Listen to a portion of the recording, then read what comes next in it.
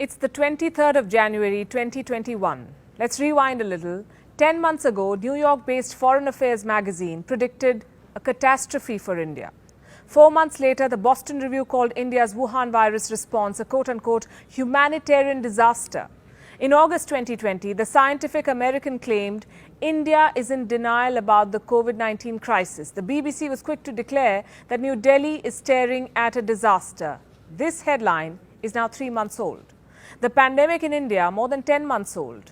A year and a month have passed since the first case of the Wuhan virus was reported in China. A year and 10 days since the first case was reported outside China.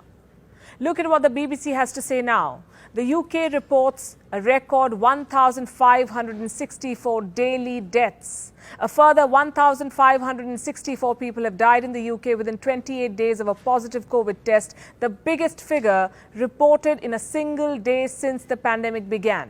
The CNN reports that UK hospitals look like a war zone. And just so that you know, hospitals in the US are not keeping too well either.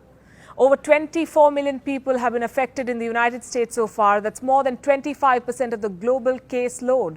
Hospitalizations are up in Hawaii, Kansas, New Jersey, Kentucky, Pennsylvania, Vermont, and Maine. California is the new hotspot, and the West as a whole is all over the place. India, on the other hand, appears to have got a grip on the Wuhan virus pandemic. Cases have fallen to the lowest since June 2020. So much for the doomsday predictions. As we speak, India is also driving the world's largest vaccination program. 1.3 billion people are slated to be immunized. 1.04 million people have been vaccinated as of the 22nd of January. By July this year, India plans to vaccinate at least 300 million people. That's almost the entire population of the United States. India has trained 200,000 vaccinators, 370,000 team members, ready 29,000 cold storages, and India is not done yet. India is not just vaccinating its own, but also nursing the neighborhood back to health. India's vaccine diplomacy is what we will focus on this episode of Gravitas Plus. Hello and welcome. I'm Palki Sharma Upadhyay. As we speak, Indian vaccines have reached these countries. India gifted 150,000 doses of Wuhan virus vaccines to Bhutan. The consignment landed on the 20th of January. 100,000 doses of the Covishield were gifted to the Maldives. 1 million doses of the vaccine were gifted to Nepal on the 21st of this month.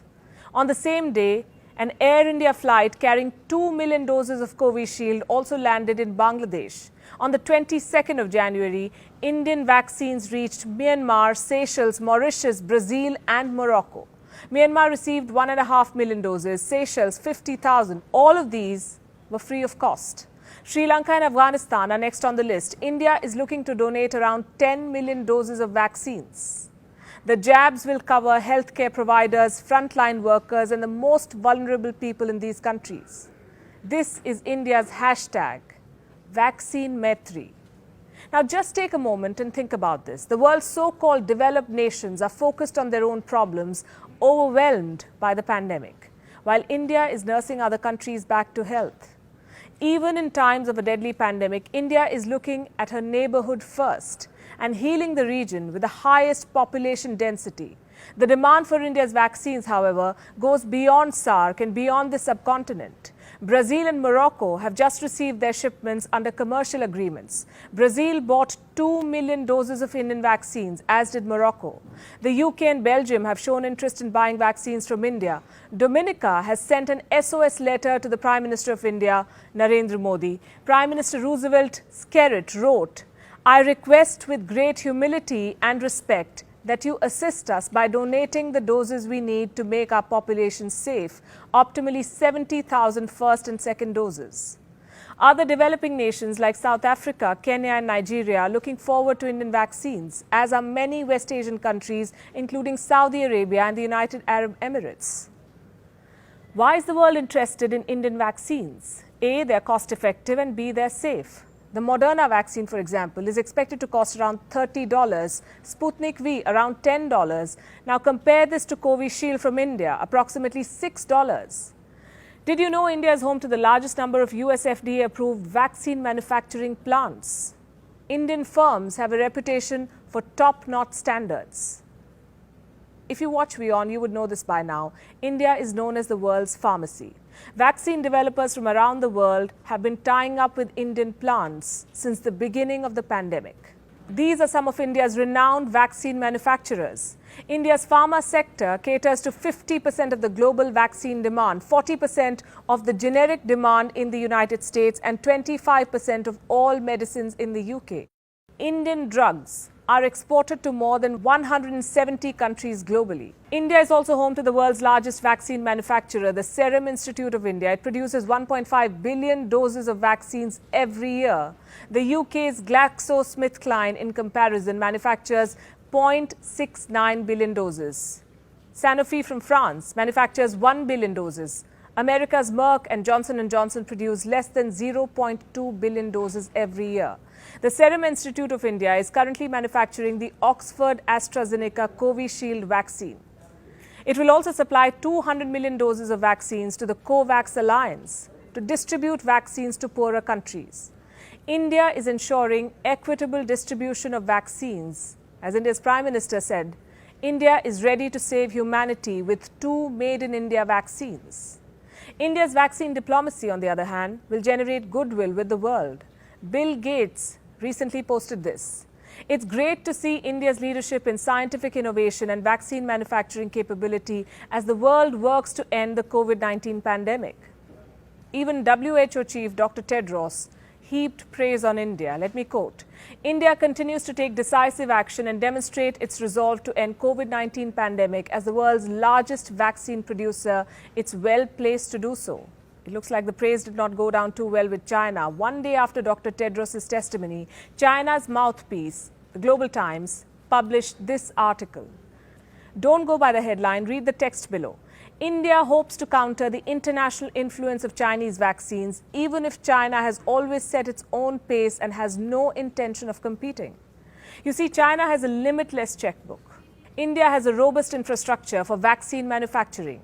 While China tries to buy support, India is enhancing its global influence by extending support. China wreaked havoc in Nepal. India is healing Nepal. China debt-trapped Sri Lanka. India is trying to free Colombo from the clutches of the pandemic. China lied to Bangladesh about 110,000 doses of free vaccines. India sent 2 million doses of vaccine to Dhaka for free and without any clauses attached. China haunted the Maldives with repayment notices in the middle of the pandemic. India, on the other hand, is helping the country kickstart its tourism-driven economy by vaccinating the population.